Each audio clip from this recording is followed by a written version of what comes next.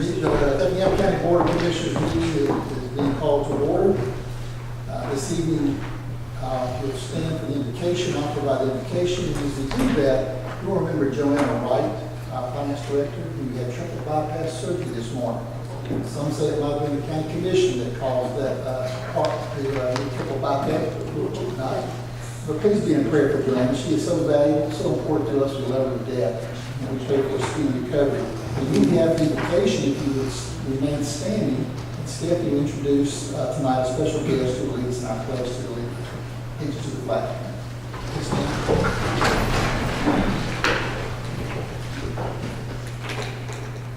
Father, we are so appreciative of your grace and your mercy, and I think of Joanna tonight particularly. We want to draw our thoughts to her and how you protected her from a heart attack and letting her catch this before any damage was to her heart. So first we give thanks for that. Thank you for the surgery that went well today, and as she is in recovery now, we pray that, Father, her body is already beginning the healing according to your will, that you return her to her family, to her community, and to this commission that so much appreciates her service to us. We thank you for the opportunities we have tonight to serve you in the way of ministering to our community, thoughtful wisdom and decisions of discernment that will impact us for years to come. So give us the strength and the wisdom to make the right choices, the right decisions as we go tonight and pray. So we invite you to join us, and we thank you in advance for all your new blessings. In the name of Jesus, amen. Amen. At this time, we'll have Lee Treadway, who is a 12th grade homeschool student. She serves as the chair of educational programs for the Effingham 4-H leadership team. Her responsibilities include preparing speakers and lessons for our monthly meetings and serving as Effingham 4-H representative in community events. Bree is a Georgia 4-H certified team leader, and she is a great leader and role model for young 4-Hers. Bree, if you will lead us in the pledge.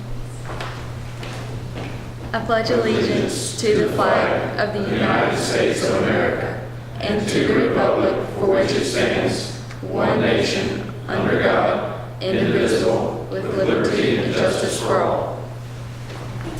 Thank you so much.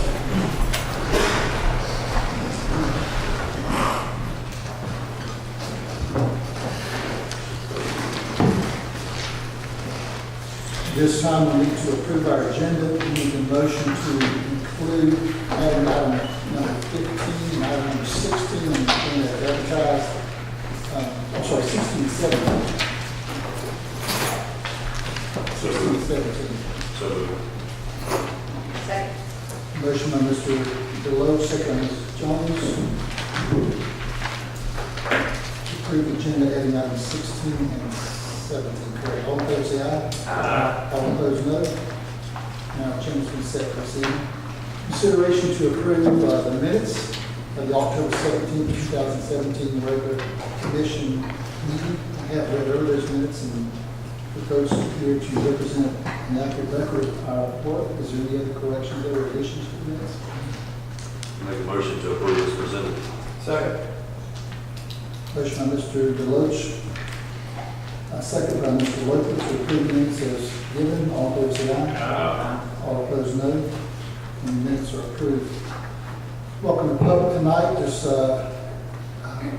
ask you a couple of things. First of all, if you have any comments, we'd love to have them on any agenda items, but keep them to the agenda items.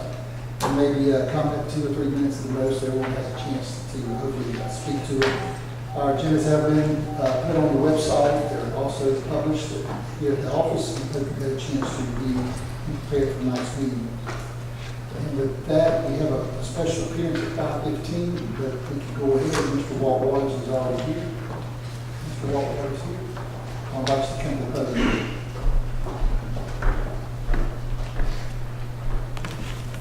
Lee, go ahead.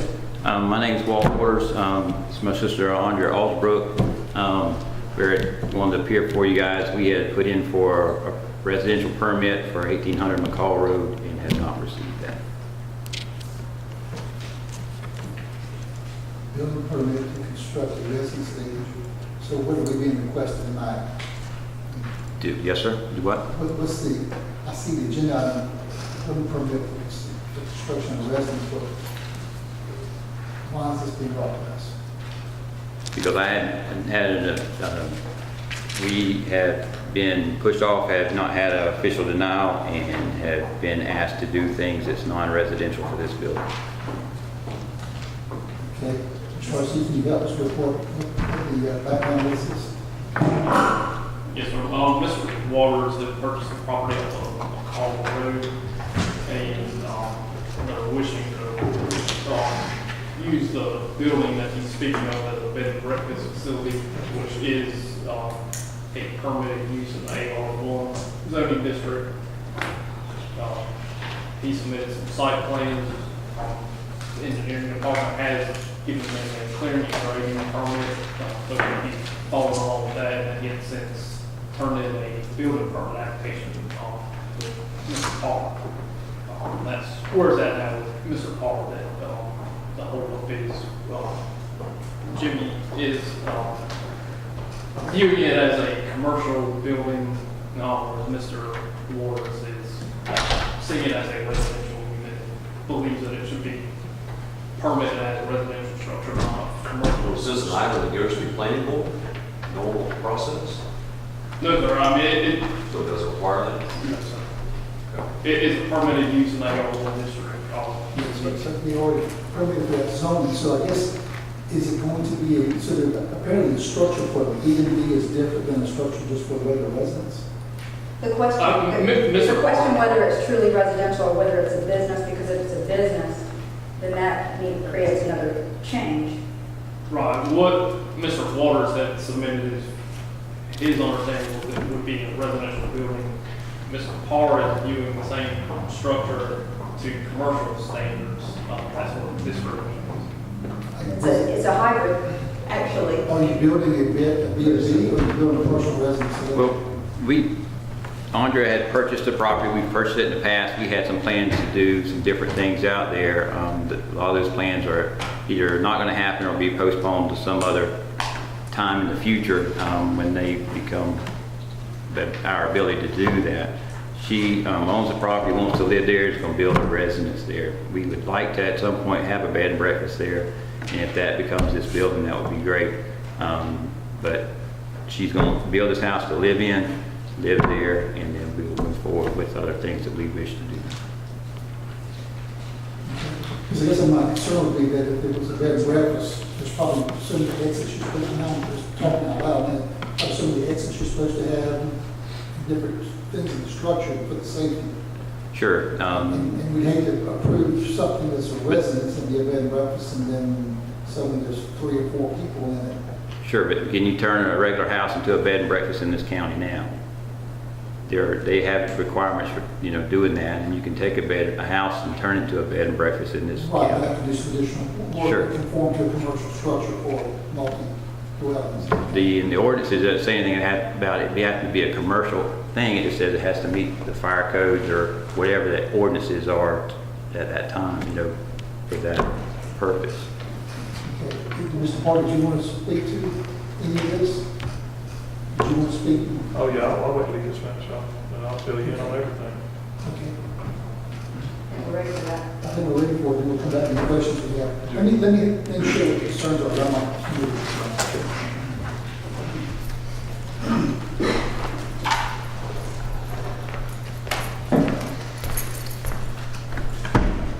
When Mr. Waters first approached the county about doing this was going to be a rental facility for weddings and other events. The last meeting, I copied y'all with an email that I sent to him about the denial. The last meeting we had was he was wanting to try to push it through as a residential structure without finishing the top floor, which means there was nowhere to take a bath or no sleeping quarters in the building. Just a 1,300 square foot living room with his and hers ADA compliant bathrooms on the bottom floor. 2 refrigerators, 2 stoves, 3 washing machines, 3 dryers. The building is being viewed as a mixed use occupancy, not as a residence. If you don't finish the top floor, it could not be a residence at all. And it does not even meet the minimum wind standards for a home in this county. Drawing state is for 100 miles an hour, the county enforces 110. I mean, I've got pages of reasons to deny this. I can give y'all copies of everything if you'd like. Okay, so let me get straight, the upstairs, there ain't no bath or shower, it's just a... There's no bath or showers on the bottom floor at all, and the top floor was going to be finished at a later date. Therefore, it can't be a residence. There's nowhere to even take a bath or sleeping quarters in this. So are there two issues? One, you need to either completed, be occupied as a completed residence. Is that the first issue? Say again. Would you have to complete this house as a completed residence? Yeah, you have to meet certain criteria for a house to be habitable. And if you met that criteria, would you move forward with permitting of it? Or? No, not after 4 meetings with him. The first one was about that. The second one was why it couldn't be built as a bed and breakfast. The intent of the building is to rent out to have weddings and receptions and other parties in. There's already been 10 events on the site out there. But I'm not trying to stop him from doing whatever he wants to do, but if he's going to do it, it needs to be done per ordinances and codes. Absolutely. I'm just looking at y'all trying to help me out with this. I don't want to get where we have to interpret what he's going to use it for. It needs to be built to a permitted standard. Right now, Exactly right. It needs any permitted standard. Right. Yes, sir. I've talked to both of them about this, and if he builds a house, I mean, he can build a house, but if he wants to turn it, you got to have a double layer fire protection with sheetrock and all this kind of stuff. And he's got to put that in there when he builds the house, if he wants to turn it into a bed and breakfast. Yeah, I'm going where you're going. So that's what, the first level, it's got to be built to a permitted level at some level. And right now, I'm hearing Mr. Parr say it's not even built to a permitted residential level. Right. I have the drawings if y'all want to drop the screen and see them. It says on the plans 100 mile per hour. You can look at the his and hers, ADA handicap bathrooms and everything that's on the bottom floor. Once I would need to see that, but I would think the board would like to know that it's going to be built to a permitted level according to our... That's why it was denied. I was presented with an incomplete application. Does that make sense with what I'm saying? You know, I would say simply that we do have a procedure in place and that they would need to meet and get to this place to where they're building to the standard, and then they can just build it. yeah, if it's a residential and you're going to live there, but you got to build it to that standard. You Yes, can't sir. have a tub or a shower. Absolutely. All right. Mr. Parr, anything that you want to share with us, and we'll let them respond. I can give Stephanie these copies of everything. But Mr. Parr, as long as they get it to the standard that We'll we be require. If they get it to the required Your standard, inspections are fine. there is no problems as long as it meets the required It standard. have to be to a commercial standard. If it's going to be for commercial use, it needs to be a commercial We can make standard. that decision once they decide it's going to be a commercial building. But right now, you're concerned it's not even built to a residential. It's not, yeah, right. It doesn't meet the lowest standard in the county at all. Let's get them to respond to what you said. First of all, there's a plan for the upstairs. It has 5 bedrooms. Our question to, early on, talking with Mr. Parr, was if we could not complete the total 5 bedrooms in the budget that we had, what would it take? What would be the process for, if we had the plans for that, and we were going to say leave 3, there's 5 bedrooms upstairs, and we were going to leave 3 off and start living there, and then build the other ones as funds became available, what would be the process? That was the question for that. Yes, there'll be bedrooms upstairs, there's plans for 5. And they're on the drawings that we submitted. As far as events being out there, he said we've had 10 events out there. I wasn't invited I to wasn't any of them. invited. Meaning that they did not happen is what we're saying. Yes, we have a beautiful piece of property there. We'd like at some point have events out there. Like I said, we had plans, we had meetings with the county. I had a meeting with Noel. We had commercial plans drawn up for a commercial building. That's not going to happen anytime soon. But we have to, be on the property where we live. We got to move. We got to build a house. It will be a house. What I think I hear Mr. Parr saying, what they've got to do is produce, obviously you said we're going to, but you haven't done it yet, produce the plans that show that the bathrooms that meet the residential standard, meets the wind standards, whatever the current permitting is required for a resident. And then Mr. Parr, you would not be part of that as long as they. No, as long as it's a house. And they build to that standard. Right. So I don't know if we need to take any action until we have to put things in place for you to present a plan that meets the residential standard and build to that standard, and they'll inspect according to that. Yes, we had their architectural drawing, and the engineer has signed off on it. If it needs to be 110, then If it was at 100, it needs to be 110, then we'll see what that needs to take to do that. There's a certain amount of bathrooms you gotta have and. Sure. That's it, that's what you have to do. No, that's fine. It's a complete set of drawings for a house. I mean, they've been signed off by engineer, and there's 100% there, so. We can still, but to get a certificate of occupancy, it's going to be built to that permit standard. Absolutely. I wouldn't expect any less. Takes place. That's right. Okay. Wouldn't expect any. Mr. Newberry, do we need to do anything tonight other than just put it back to our, It's not an action, it's just an appearance, so there's no action by the board tonight. that's one thing we'll make sure I didn't pass over. Okay. Mr. Parker, you get what we talked about? Yes. Okay, thank you. All right, thanks. Thanks, sir. Appreciate it.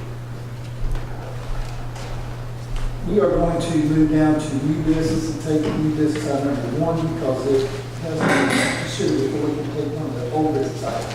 So if you'll look at a new business item number 1, consideration to approve to amend the Effingham County Human Resource and Employment Policy. Thank you, Mr. Chairman. Basically, what we're looking at is, I've met with Mr. Henry with the IDA, is moving the IDA full-time employees over onto the county's health medical plan for their employees only.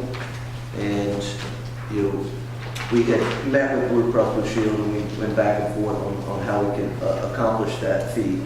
And we got ACCG involved in it, and basically they just made the only recommendation is we can do this, but they wanted to make sure that our employment policies allow for it.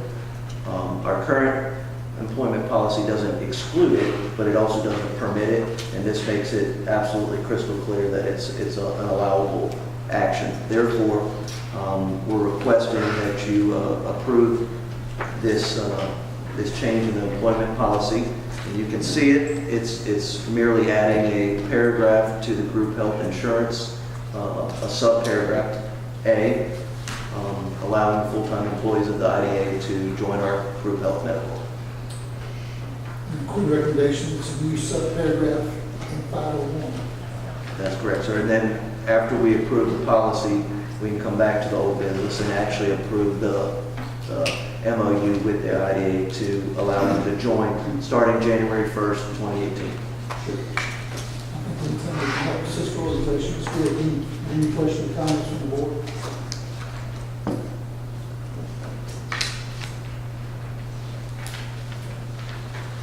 So alternative. It's just, This is just changing the policy. It's just a- Yeah, we're talking. I make a motion to approve.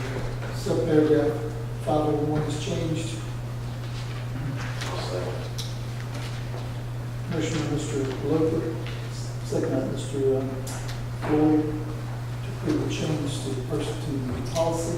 5.01, all in favor say aye. All opposed, no. Hearing none, carries.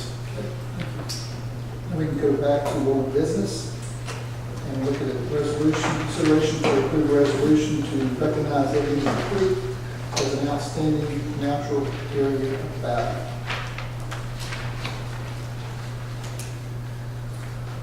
Stephanie, you want to take this one since I seen it on? Yes, sir. If you recall, this item was tabled back in September, on September 5th, pending additional review by the county attorney. I believe your name, sir, I'm sorry. Sir, your name? Taylor. Mr. Taylor spoke on this issue before, and he's here to speak again tonight. And county attorney there can give his input. Okay. Mr. Taylor, would you like to share anything about this resolution?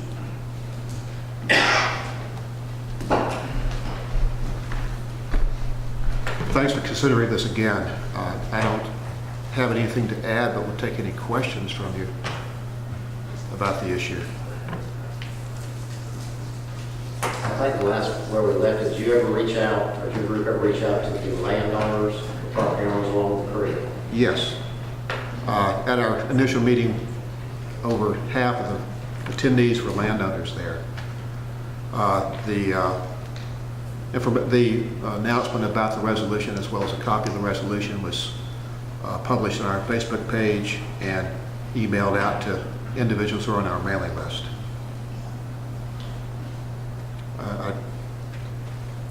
Do we have anything from the landowners tonight that shows that they are supportive of this? I certainly think it's a beautiful creek, and I've commuted 2 or 3 times and plan to do it again.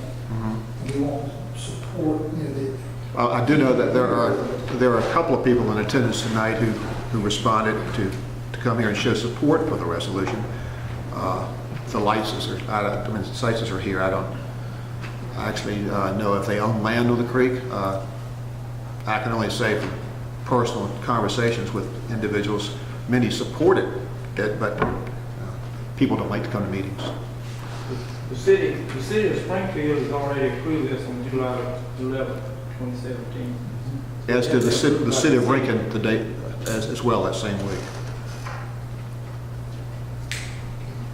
I think we wanted to hear more from the attorney, so I don't need to hear that. Sure.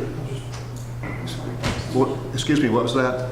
Want to hear from the county attorney, we could ask him to review. Okay. Is there anything else that I can obtain for you or provide? No, I just want to be a document that showed that, there's 30 landowners along the creek and 25 of them will support it.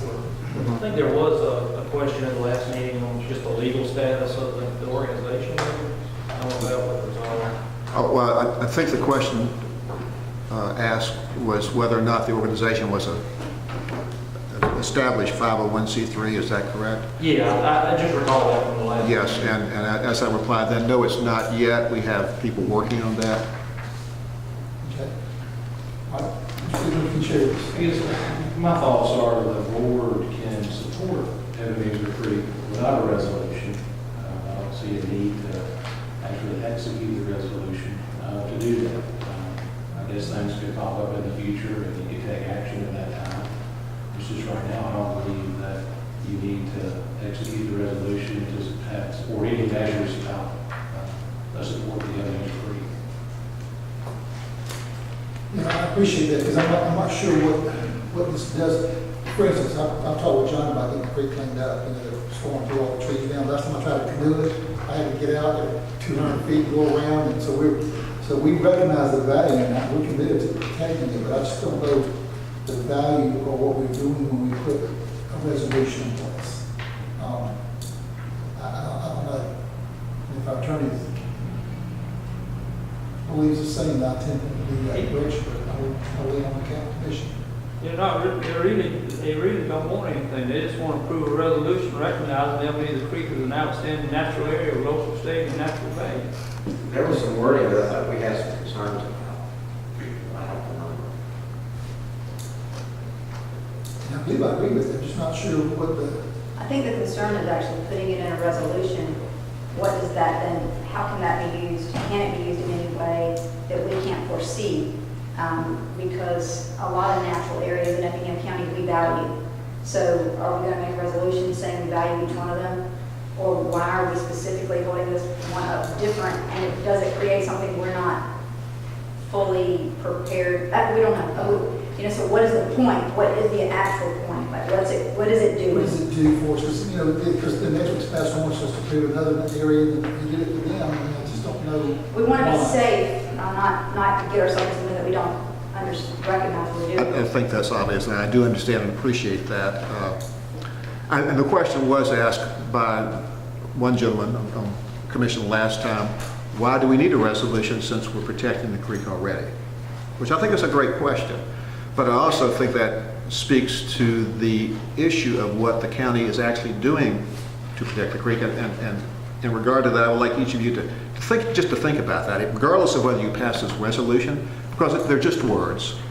And as Commissioner Loper said, it's basically a statement by the commission indicating that one facet of your county, which is without a doubt an outstanding natural resource that has no comparison anywhere else on the coast, is of value. Now, you can't go through the county and say that everything is, but as I stated previously, too often we overlook the things that are of most value to us, and we just take for granted that they're there. The position of the organization is that we are urging all entities, whether they're government or citizens, to pay more attention to the creek, since it can't speak for itself. Certainly, I know that the DRTA issue is still hot. We probably all thought it was going to be done with by now, but it's not. Yet that is just symbolic of the things that could occur in the creek in the future. Our concern is that we look ahead beyond DRT to the future of the watershed so that it is used, all the uses that will occur there, or can occur there, will occur there, but at the same time, the county, the city of Springfield, and the people who live there continue to value the creek and look ahead to the future of the creek in a manner that protects it. Those words on that resolution are just that, the words, and from my perspective, by adopting the resolution, this is just a statement by the commission that we do value it and we'll do our best to keep doing what we're doing. By not adopting it, I mean, I appreciate your points and I can see why you would not do so. I just thought I would throw it out there for consideration. The cities of Springfield and Lincoln, they debated it. The city of Guyton tabled it for some of the same concerns that you have. So as far as we're concerned, you know, we don't care one way or another whether or not it's adopted. We believe that the actions of an entity, whether it's a city council or a commission, speak to what that body and maybe that government intend or how they think about the issue. But from our perception, or perspective rather, we're just interested in trying to start a conversation within the community about the value of the creek, and this is just part of that. I really do appreciate all of you thinking about it and considering it. And I'd like to close my comments with a statement that as the Friends of Ebenezer Creek is interested in pursuing this conversation within the community and have started the development of a county-wide effort called Envision Ebenezer, which will actually look at these issues. And it will involve the community, both volunteers from throughout the community, all users, as well as professionals who look at land use planning, at the future of Ebenezer Creek. And we will keep you updated. We'll provide information to the county commission and your planning department on that as we move along with it. As I said, we're just interested in starting a conversation that we think needs to be had here so that you don't lose something when you're not looking. Yeah, Mr. Taylor, I appreciate that. Matter of fact, I would appreciate being kept up on what issues that might develop to do value or does value the creek. I think I would rather address it by issue, if something comes up that would attack the beauty or the natural nature of the creek or whatever we're doing, versus maybe a resolution that I'm not sure what that sets in place. I understand. And at some point, if indeed you would like to paddle the creek, I'll extend an invitation to the entire commission for a paddle when it's cooler and the water is higher. Is it clean yet? Is it clean? The tree's not The still tree. clean? Well, I paddled Tommy Long Landing to Ebenezer Landing today. There are no trees there. Okay. I can't speak from Long Bridge down. I put in a log landing the last, I did, when you talking about a couple of years ago, I did a log landing down too, and I couldn't do it. That's tough. Thank you, though. I do appreciate your time. Thank you, sir. I All think right. one example of how this worked, I believe, was in the last week, Steve, you may know, the DNR is surveying for indigenous or invasive species of trees that were allowed to be removed on county property. They're spraying them as we speak. Okay. He started last week, and it's going to take a week and a half for them to do it. And it's doing it by the DNR. I sent all the commissioners something on it. I think you're the only one that answered it. Because they are killing them. Chinese owls or something? Chinese tower trees. All right, any discussion, any action? Have a motion according to this resolution? I'll make a motion to go with alternative 2 as adopted by the county attorney. Motion by Mr. Floyd for alternative 2. Second. Second, Mr. DeLoach. All in favor, say aye. Aye. Opposed, no. No, one no. Okay, one no. They do all approve. They do not approve it.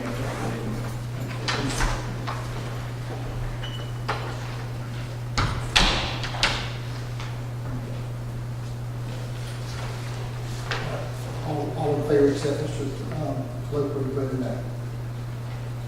Item number 2, have an MOU consideration to approve a memorandum of understanding for medical benefits for the industrial development. Thank you, Mr. Chairman. I bring before you an MOU that we've worked out and we've shared with the IDA with the terms of bringing them over onto the medical insurance that we spoke about before. There is no cost to the board for this action, and it's going to make significant savings for the employees of the IDA. And I met with a couple of them over there, and it's to the tune of $300 plus per month per employee. And basically, the terms of the MOU is basically that the executive director of the IDA and the county administrator agree on an annual contract for renewal. Any questions or discussions from anyone on the board? Do I have a motion for option one? Make a motion to approve option number 1. Second. Motion by Mr. Floyd, second by Mr. Deloach, to approve option number one. All in favor, say aye. Aye. All opposed, no. Carries.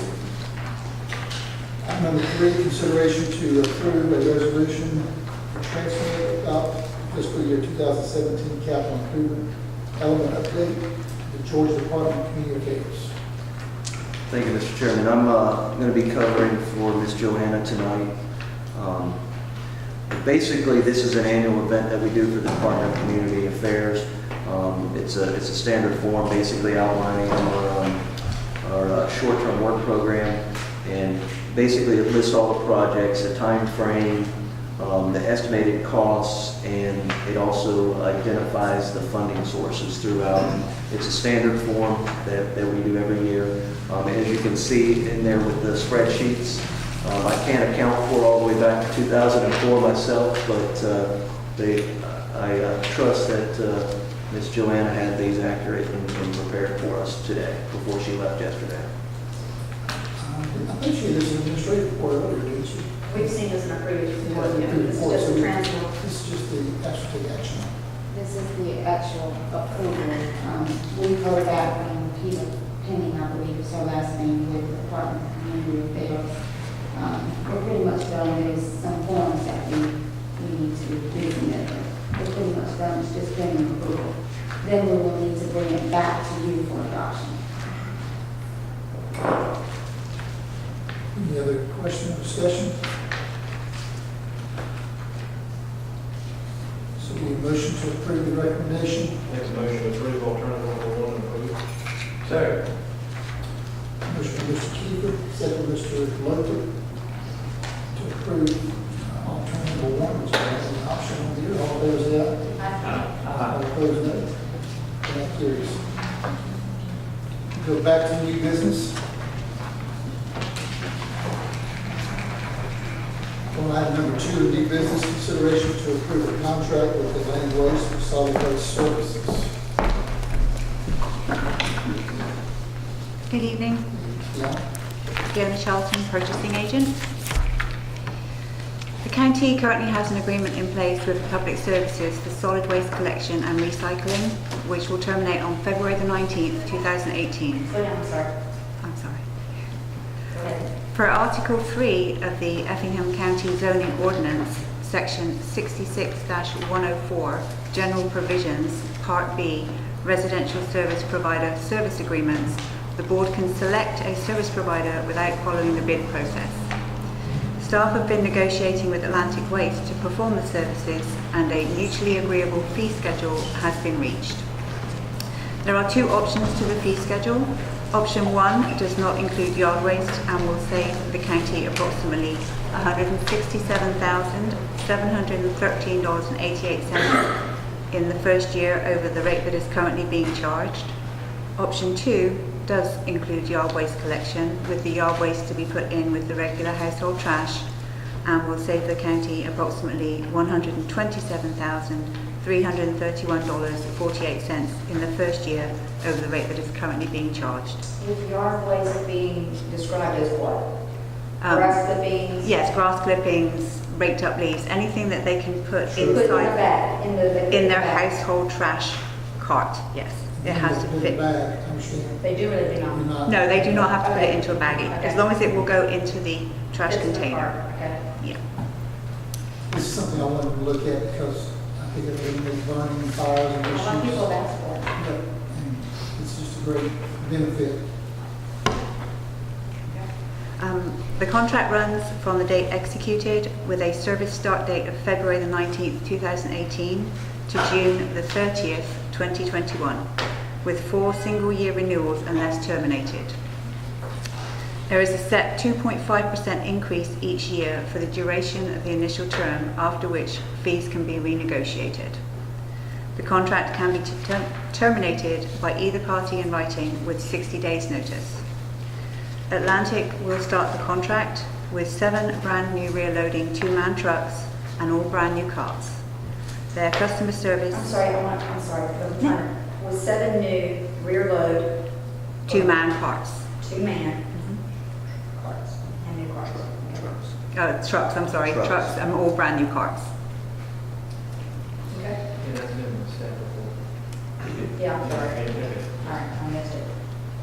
Go ahead. And their customer service can be elaborated upon by Mr. Benwell, who is here at your request if you have any questions regarding that. The contract has now been finalised by the county attorney, therefore staff recommend alternative 1, which is the option that does not include yard waste collection. Should the board decide to choose option 2, we have contracts ready for both. Any questions? So in option 2, the only thing it requires for the attorney to review that addition if the board should decide.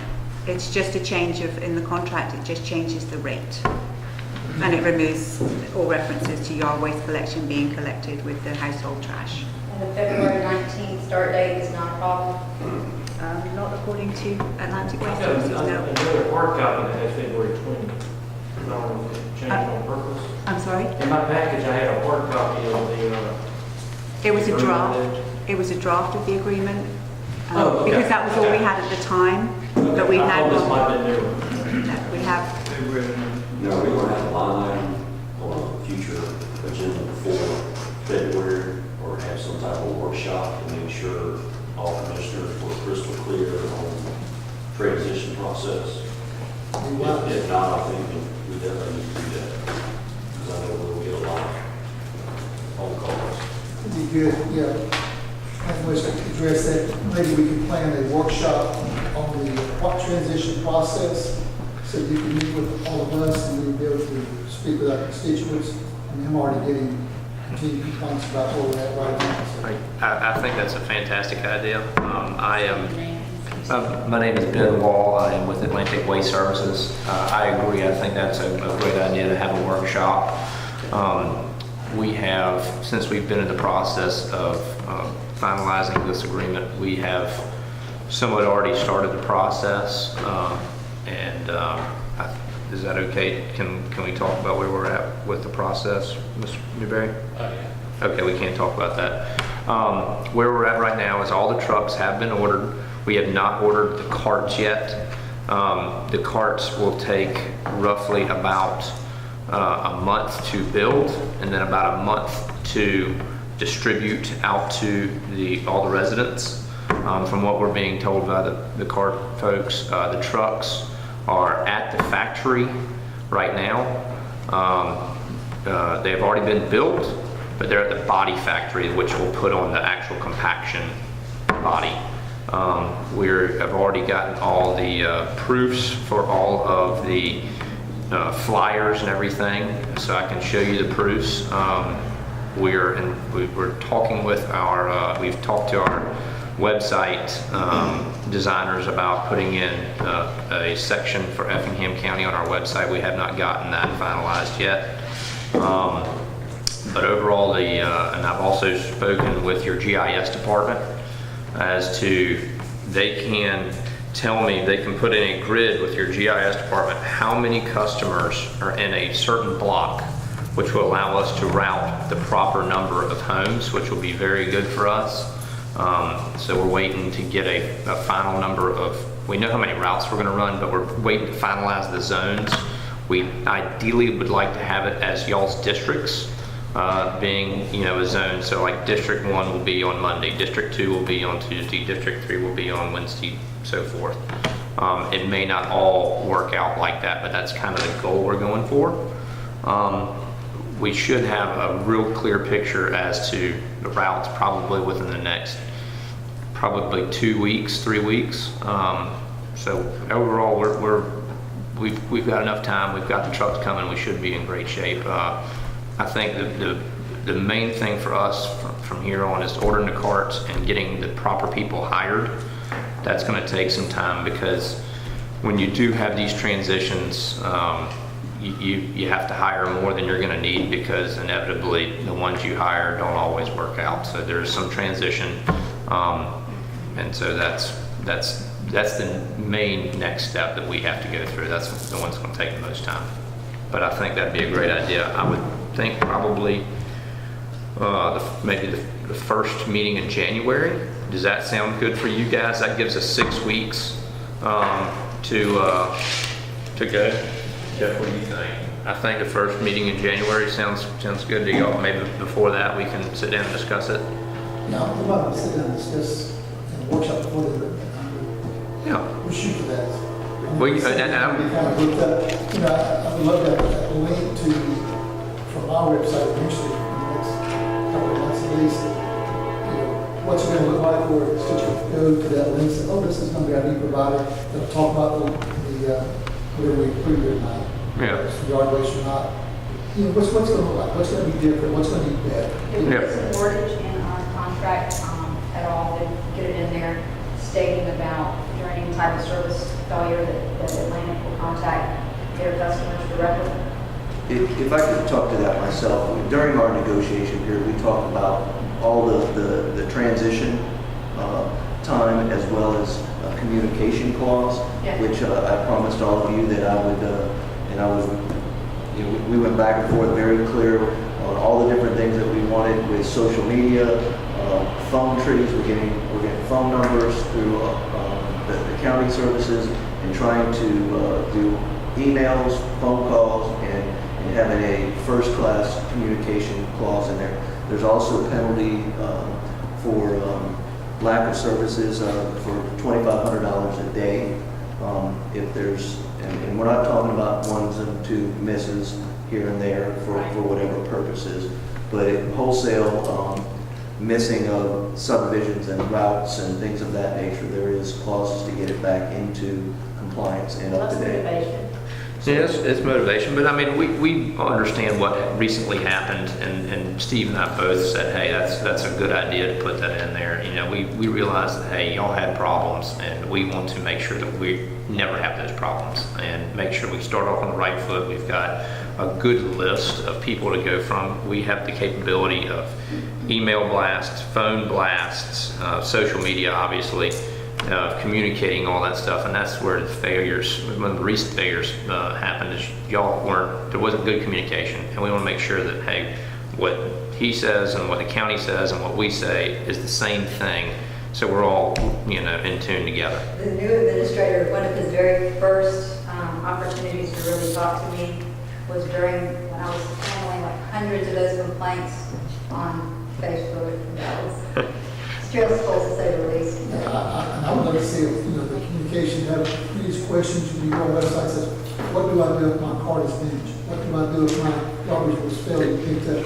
What do I do if I have more than meets my container this time? You know, ask the questions. There'll be where do they go? Then they don't have to call Jamie at 3 o'clock in the morning and find out why they didn't. That'll be on the website. There'll be a link between your website sanitation page and our page. If you want to go look at some of what we have right now, we've got one for Tybee and Thunderbolt and Pooler, and Jeff and I are in discussions. You know, we're working with some other municipalities, and I think it's time we probably need to revamp our website. It's getting to be, you know, to where we're servicing.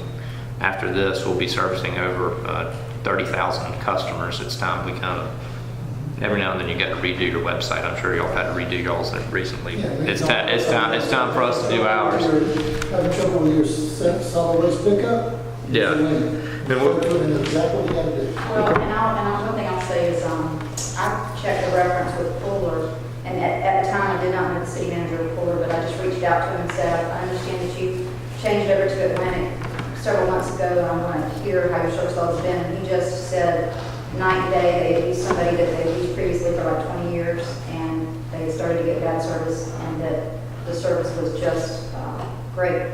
So that had a lot of bearing on, you know, all these calls that we're getting. For some reason, they're still, I will say, they're still occurring right this minute on for sale in Effingham counties. Well, Facebook page is just, instead of people trying to sell things, they're just saying they're not getting picked up. So We'll fix those. I mean, what I anticipate, and this is me being completely honest, in the first week, in the first, say, February, we're going to have some misses. I would say realistically, you've got between 16 and 17,000 homes. We're probably going to miss maybe a couple hundred.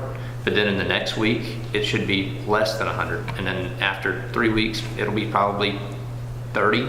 And then from then on, we should have it. I mean, it's not a perfect process in transition, but compared to where you're looking for long-term results, and that's what we'll be able to handle. So we appreciate y'all's vote of confidence tonight, and hopefully we'll work together. Appreciate it. Thank you very much. Less expensive price. Well, it is less expensive, and it will be a much higher quality service too. Thank you for. Anything else, Ms. Fiona? No, sir. Any other questions or discussions from the board? If we're going to speak to how everybody may feel differently about one or two, whether it's the extra limbs and things like that, I lean to like, we still save money, and then that gives a huge benefit. I think many people have asked for that sort of thing, so I lean to that unless somebody has a real problem with it. And Mr. Chairman, on that, either option is less money than we're paying currently. So just so you're aware of that, it is a little bit more for the yard waste, but I think that it would be a valuable service to the community to have that. And while I have this opportunity, I really want to recognize Ms. Fiona. She's worked very, very hard on this for many, many months, and has done yeoman's work on it, and we appreciate her handling all that. So I just wanted to kind of point that out. Thank you so much. Appreciate your efforts and all those involved. And I think Everybody else too. our chief might like to see less leaves being burned on the side of the road. Might be less, he might save this much of fuel, fire trucks going out, putting out fires. But anyway, I think it's a great. If we can get that, and we pay it less money we pay it now, I think we need to go with option number 2. All right, well, do I have a motion for option number 2, maybe? I'll make a motion that we go with option number 2. Second. Motion by Mrs. Jones, second by Mr. Loper for option 2. All in favor, say aye. Aye. All opposed, no. Hearing none, carries unanimously. Thank you. And it's good to have that settled, and look forward to higher service, lower rate. Thanks, sir. Thank you all very, very much. I appreciate it. All right, item number 3, new business consideration to approve to amend the disaster debris monitoring and financial recovery services contract with Thompson Consulting Services. The board approved a pre-event contract with for disaster debris monitoring and financial recovery services with Thompson Consulting Services on September the 19th, 2017. Staff inadvertently used the same contract template for the debris monitoring as for the debris removal. Can you speak a little more to the mic? I'm trying to hear you. Certainly. Staff inadvertently used the same contract template for the debris monitoring as for the debris removal. The insurance requirements for monitoring do not need to be as high as for removal due to the nature of the work being performed. The requested changes have been made to the pre-event contract by the county attorney, therefore staff recommend alternative 1. Questions or discussions from the commission?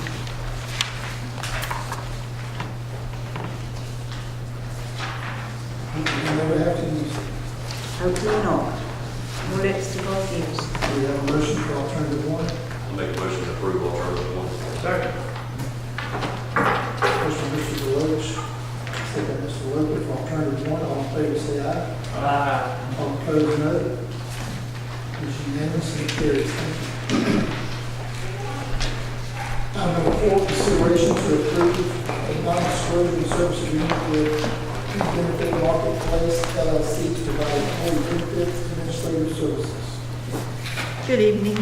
You have before you contracts with, for your, waiting your approval with eBenefit Marketplace. eBenefit Marketplace is a subcontractor with USI.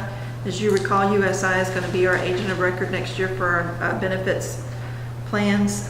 E-Marketplace, or E-Benefit Marketplace, will actually be the company that will go in and build our Employee Navigator site.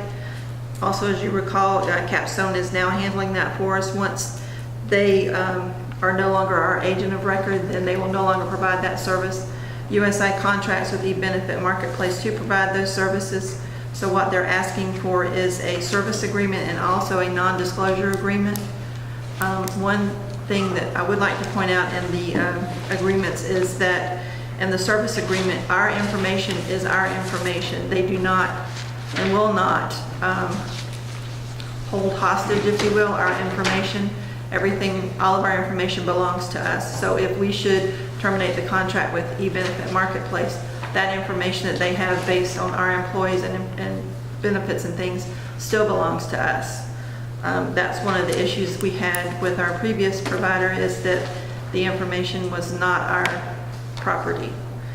I have had, the county attorney has reviewed both contracts and has found no issues with either of the contracts. So this company is going to build this for us?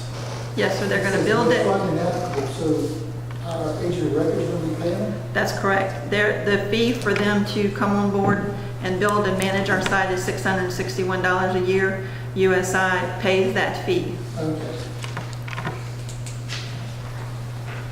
That's my question. Anybody else have a question or discussion? There's a motion for alternative one. Make a motion to approve alternative one. Motion by Mr. Deloach, second by Mr. Floyd for alternative one. All in favor, say aye. All opposed, no.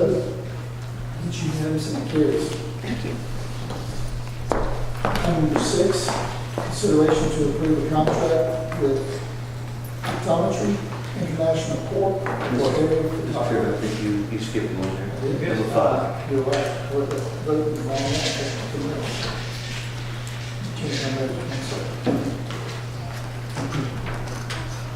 Okay. Item number 5, consideration to approve major medical insurance with Blue Cross Blue Shield. Thank you, Mr. Chairman. You should have a supplemental staff report in your supplemental folder there, along with a spreadsheet for each of you. We met in a small group to discuss this item, and we met with all 6 and discuss this. But basically, But not at the same time. not at all time, not at the same time. Yes, sir, a small group. But just to be clear, please. Matter of fact, it was never more than 2. It was never more than 2. But, We did that I just think for the part, express interest that with the $9,000, we need to have some understanding before we got it tonight. It wouldn't have been good for each of us to come with misunderstandings about what the insurance options were, and to table it and delay getting this in place. We did that. I believe they were originally started out at 200 options, plan options. Yeah. yes, sir, and I brought the spreadsheets just to kind of express to all of you, all the different, each line on here is the different options that the staff and I went through before making their presentations, just so everyone knows it was. Mr. Floyd would like to go to each one of those. Each 2 minutes on each one. We did that. Yeah. So it was an endeavor, to say the least, and we took a lot of care to make sure that we found a suitable plan that was sufficient for the employees without a significant increase. And on that supplemental staff report, you can see basically what we were facing was a 10% increase year over year of $308,000 for the county if we absorbed all of the increase on the exact same plan. We decided to go with a modified 80-20 plan for a base plan, which would have the 80-20 co-insurance. It would still have the $2,500, $5,000 on the deductible, but we would have minor increases in the copay from a $25 to a $35. We would have a RX deductible go from $200 to $400, and the out-of-pocket would go from $71.50 to $73.50 for the employee. And that plan has got very minimal increase for the families on there. If on your spreadsheet, the two green lines are the two options that we're asking you to consider tonight. And basically, the employee only will have no increase at all. The employee with spouse will have a $9 increase. The employee and child would have a $13 increase, and the family plan would have a $19 increase. And it is slightly less coverage with those minor changes to the backside of it, but it's still a very good plan that we would offer. We decided that in addition to offering a base plan, like we've done in years past, that we would offer a two-tier plan and offer the employees the option to buy up to a premium plan with better coverage. This coverage would be a 90-10 co-insurance.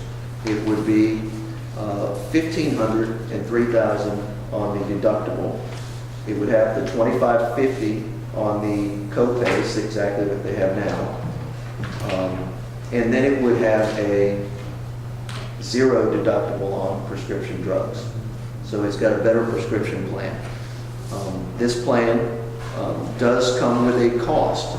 And we felt like even the employees would need the employee-only plans if they decided to choose to go to the premium plan, that they would have to buy into this as well. So the rates that you see there on the bottom of your chart are $80 for employee-only. And by the way, every employee gets a $136 stipend. The employee only can use that stipend for that $80 and still pay nothing for their medical insurance. However, $85? Or $85, I'm sorry, sir. To make sure we're right line, that's all I'm saying. Well, my eyes are a little blurry after looking at all these charts for so long. But 85, I think it should be 85, 300, 150, and 480. Is that what you're seeing? Yes, I think. Okay. That's small. Well, we're trying to fit it all on the same page there. I apologize for that, sir. But this option is much better coverage, and it comes with a little bit of a cost to them. But what I was saying about the employee only, that they would have to use their stipend toward that $85 and still have no increase for their medical insurance.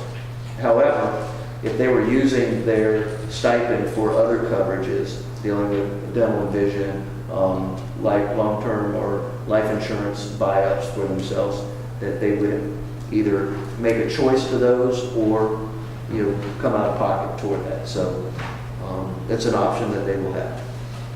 The increases for the four levels there is obviously $85 for the employee only, $124 for the employee spouse, $113 for employee child, and $158 for employee family.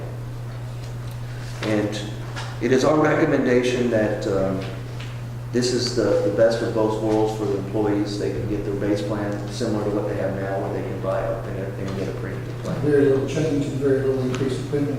That's correct. As I was meeting with Steve on this, and probably board members look at this as well, that like the annual cost for, I can't be suspended or whatever, but it's around $1,000 to $1,500 annual cost. But your deductible is $1,500 lower. If you had a visit of any kind, you would, at the very worst, break even. And one thing we hadn't considered in this, just think about, if you did this through payroll, our staff as well as the county could save FICA taxes. So there's additional savings than what we're seeing here. I think we need to, if we go this route tonight, we need to get educational program for our staff, because that second option is really a great option. At the end of the year, they will not have paid any more for the tax savings and the lack of paying anything on prescriptions and the $1,500. So we just need to make sure we communicate how that plan is really good to me. Well, I didn't catch that. I don't think you mentioned this yet, and a point that I want to really get across. Because just about every year, Blue Cross Blue Shield has been the lowest cost provider to the county when we have bid it out. But this year, we're down to the place that where we could not avoid having an increase with any choices that we made due to the delay in the increase that Obamacare, when they set it in law, they set it so that the increases were down the road, and so now we're down the road, and we've got, I believe, it's a 10% increase. Yeah, it's a 10% increase on our plan, but the mandated increase through the ACA is 5% this year. And I also would point out that I didn't make this comment, but while the employees are seeing some minor increases on the base plan and some other increases on the premium plans, that we are cost sharing that. You know, the county is also incurring these costs, so we're not putting it all on the employees. We're picking up just less than 150,000, I believe. It's 132,000, yes ma'am.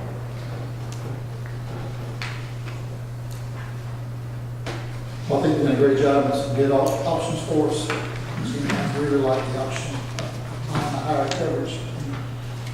My history is we use ours, so we're working better. Anyway, any questions, discussions? Before you make a motion, make sure that you're looking at the additional paper tonight, and you approve that alternative one, not the alternative one that was given with the original. I want one with 90-10 and the 1,500, 3,000, no RX, and the 25, 50 copay, and then we can pay up and get the number. On this one here, it was 280. Which one is that? Which one would that be? The shoe here. Let's clarify. It'll be option one, what you handed out tonight. That's going to do is that's going to give you extended. Well, I didn't have everything written on this one here, so I knew what that was. What you just mentioned though is not in option one. Alternative one. Alternative one will give us a standard plan that fairly mirrors our current plan with a slight increase for the employees. But it has the option in that option one for them to purchase the plan you just talked about at that additional cost that you just went through with us on.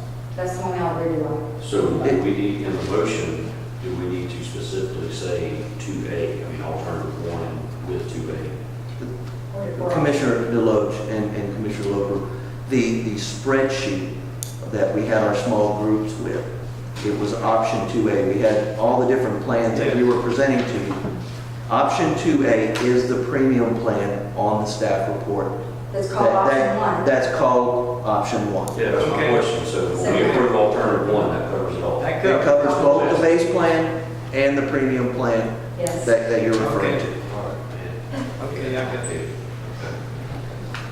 For 200 bucks, that's pretty good. So we're bringing alternative one as passed out tonight. Make sure it's not the one that was in our packet. If it can just be read, that would simplify it for them. Basically, they just got down to providing us one thing to vote on tonight, to all agree on it. So it's not a 1, 2, A, 2B, that's gone. It's just what they're providing tonight is what we vote on. So I'm going to read this alternative to make sure it's in the record and recorded in the minutes, and then you can make a motion to adopt that. Alternative one is accept staff recommendation to offer county employees 2 options for insurance coverage. Base plan will have minor adjustments and will be cost shared between the county and employees, and offer employees a second plan to buy up to a premium plan that will be paid by the employees if selected. The motion to approve that. So moved. Motion by Mr. Deloach, second by Mr. Kiefer to approve the motion as read. All in favor say aye. Aye. All opposed no. It's unanimous and it carries. Very good, thank you. Thank you. Item number 6 now, consideration to approve a contract with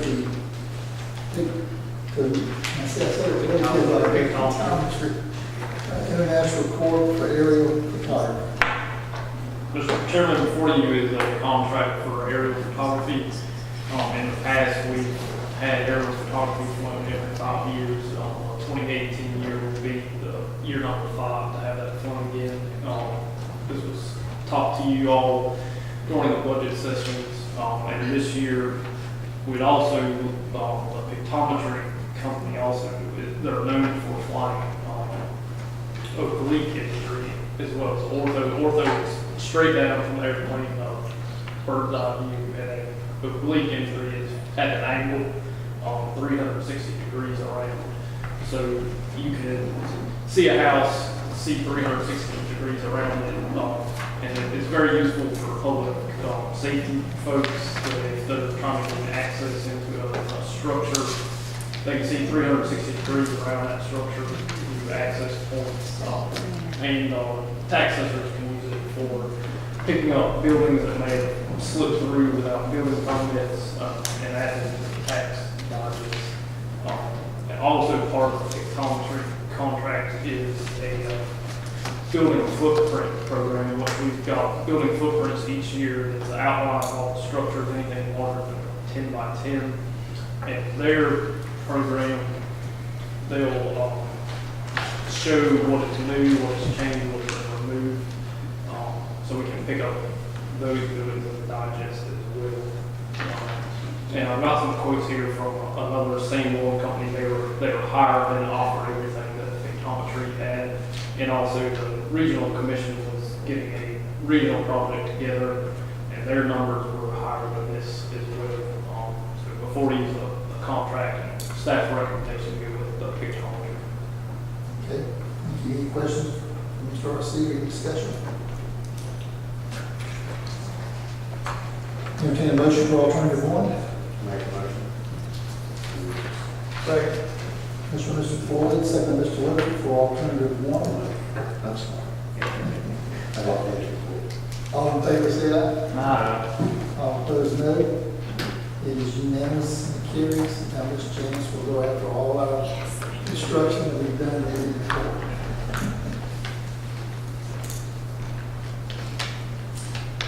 Item number 7, consideration to approve the first reading of an amendment to amend section 30-30, enumerations, paragraph 10, construction, repairing of buildings of the Effingham County Code of Ordinances. Mr. Chairman, there's been some questions raised whether what the hours of operation are for construction and demolition in the housing industry. Our current noise ordinance restricts any work whatsoever on the weekends and after the hours or between the hours of 6 p.m. and 7 a.m. unless a permit has been granted for an emergency. Marcy, let me say, when you say that, that was not the intent, and that's never been,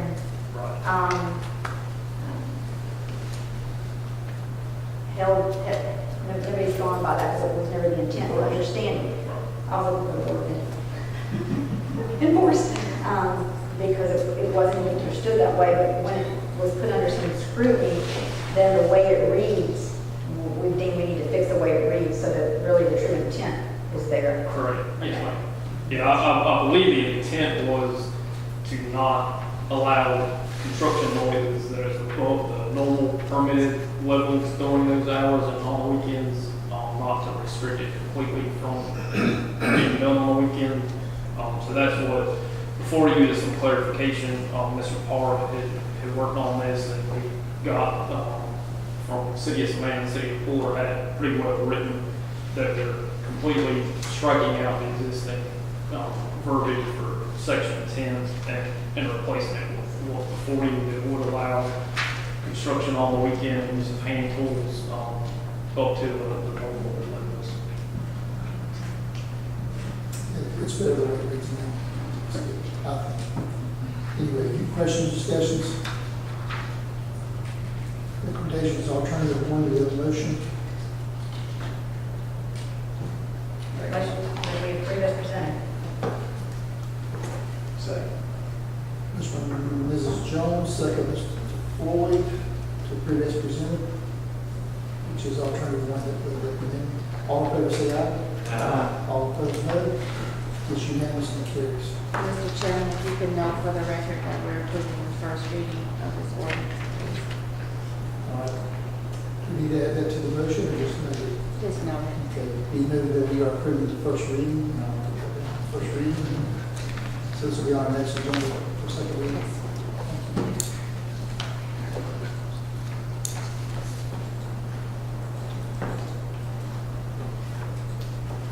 Item number 8, consideration to approve a resolution to amend the 2017-2018 budget for the purchase of a fire truck.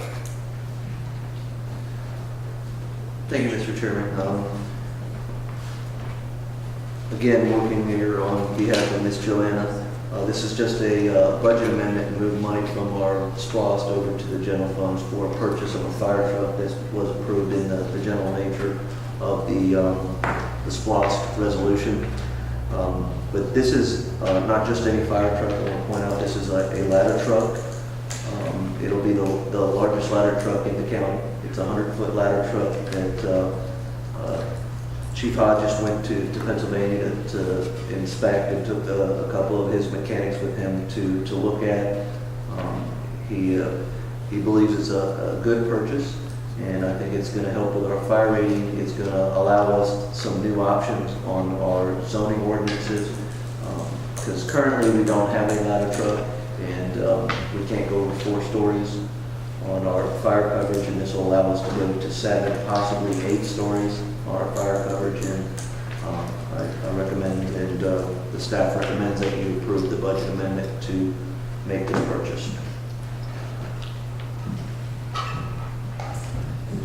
Budget amendment is alternative 1. Any questions, discussions, or motion? Make a motion to approve order number 1. Second. Motion, Mr. Weber, second by Mr. Lewis, to approve alternative number 1. Alternate 1. All in favor, say aye. Aye. All opposed, no. It's unanimous and carries. Thank you, Mr. Chairman. Sorry, You'll leave the next one. Okay. Item number 9, under new business, consideration to approve resolution to amend 2017-2018 budget for purchase of vehicle lift. Thank you, Mr. Chairman. Again, this is another budget amendment for an item that we need over at fleet maintenance. Our current heavy-duty lift cannot lift our ambulances up or our fire trucks up, and these new arms will allow us to service our own vehicles and not sub them out. And you know, you can see there in the different options for the different costs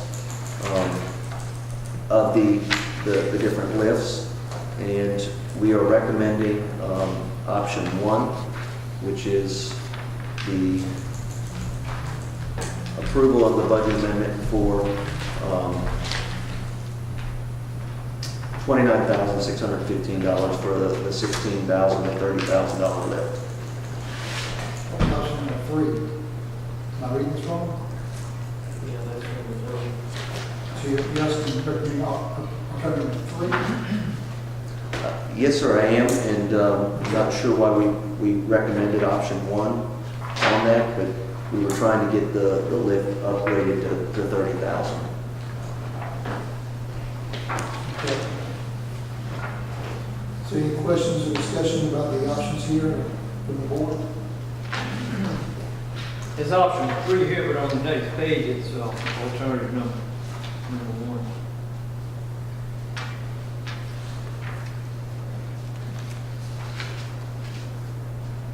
Yeah, it is referenced in alternative 1, which is approved budget amendment.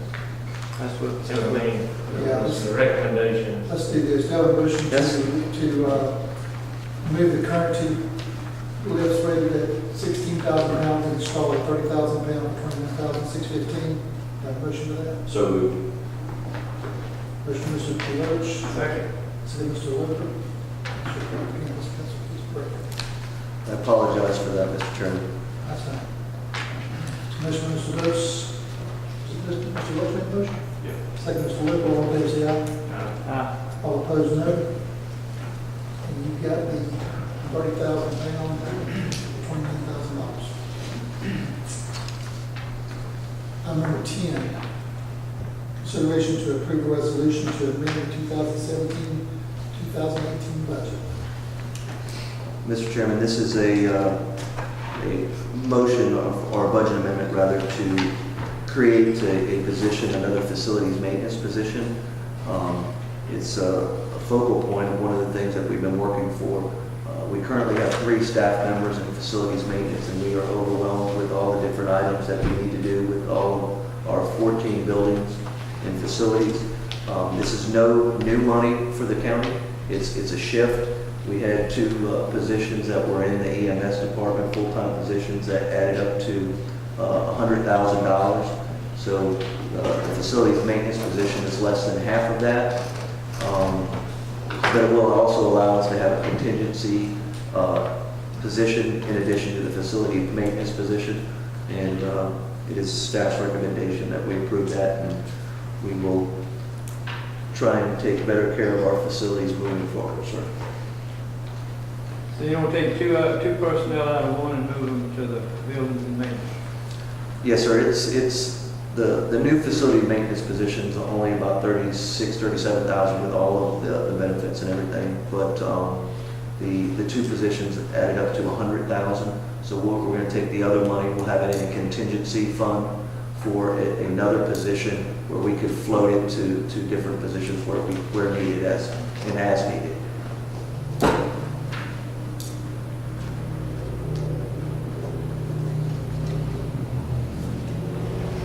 Any other questions or discussions? Staff's recommending alternative number one. Make a motion to approve order number 1, second.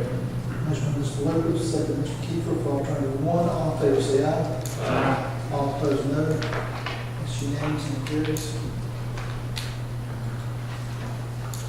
Item number 11, under new business, consideration to approve the financing agreement with Stryker Flex Financial for the purchase of the EMS equipment. Thank you, Mr. Chairman. This contract is for the lease of 5 stretchers and 5 Lucas machines, which is mechanical CPR equipment for ambulances. So as you can see, the equipment cost itself is $149,000. The financing agreement calls for 60 months with payments of $2,500 each at 0% interest, and we felt like that was in our best interest to do. So we're asking for the already allocated money. We're just looking for approval to sign this, and staff recommends alternate 1 for that, which is approving the finance agreement with Stryker Flex Financial. Any questions or discussions? Make a motion to approve alternative 1. Second. Mr. Roach, second Mr. Lippert, approve alternative 1. All in favor say aye. Aye. All opposed, no. It's unanimous and carries.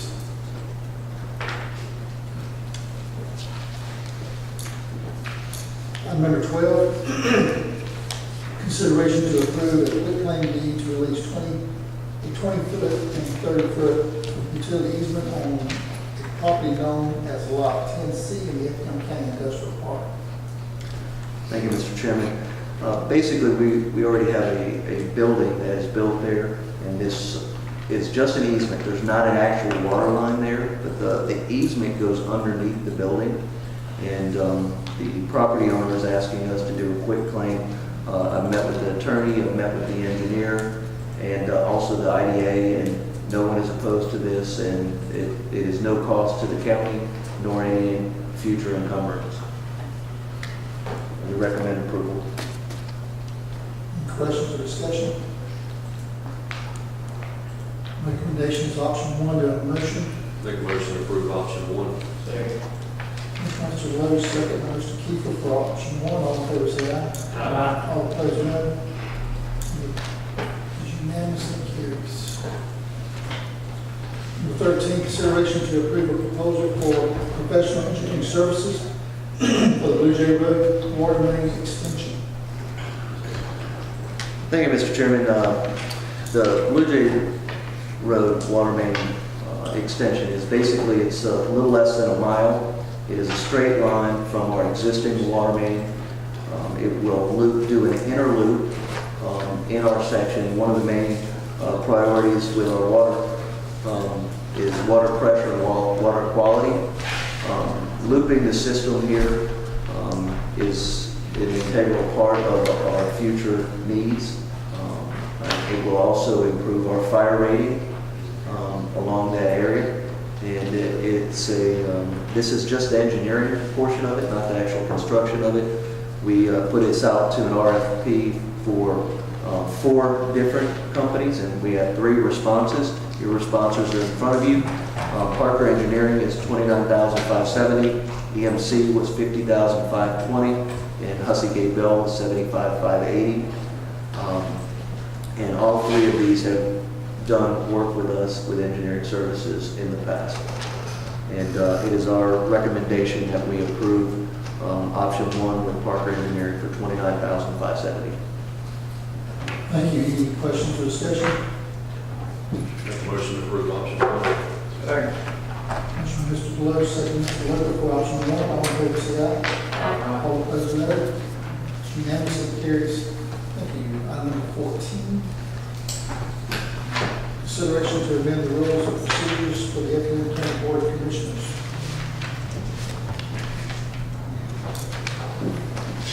Yes, Mr. Chairman, if you all recall, we discussed changing the time of the planning board meetings that are held the fourth Mondays of each month from 7 p.m. to 6 p.m. And the only area of ordinances and policies that this was located in was within our rules of procedure. So noted is that change in our rules of procedure, and that's the only change at this time.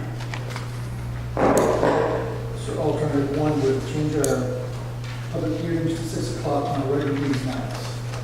Will that go into effect? Will that go into effect? That would be effective at the planning board next meeting, which is, what's the date? No, it'll be this next week. The commission's next week. Yeah. Yes, the date. Planning The board's second already meeting 6. I'm is- sleeping over here. So that would be on December 12th if. Yeah, we got to address that later tonight. We begin with our public hearing meetings, which is the second meeting of the month. Yeah. It'd be the November meeting, your next meeting, the hearing will be the 6th. That's true. We have a second meeting in November. You already get the Christmas. I am at Christmas, so that would be November 21st. That is Yes, correct. we got to, of course, be 6 o'clock. And that's just for the purpose of the fact that every so often now we're able to get finished prior to then. and By while- 6, we have around 7, and make people wait till 7 to do public hearings, so we don't give more time. Who would have thought we'd be that effective and efficient, right? Okay, everybody understands, so the recommendation is for alternative number one to change it from 7 to 6 on the second meeting of the month, which I thought would be a motion. Motion Mr. Floyd, second Mr. Kiefer, for alternative one, all in favor say aye. All opposed, no, and it's unanimous. Item number 15, consideration to approve a memorandum of understanding between the Effingham County Board of Commissioners and Josh Reddick for funding contribution for the Recreation Complex Athletic Field Stadium. Joe Houston. Thank you, Mr. Chairman. This will be my last item tonight. Been doing a lot of talking, I apologize for that, but this is a very important MOU with the Reddick Foundation. We had many meetings on this.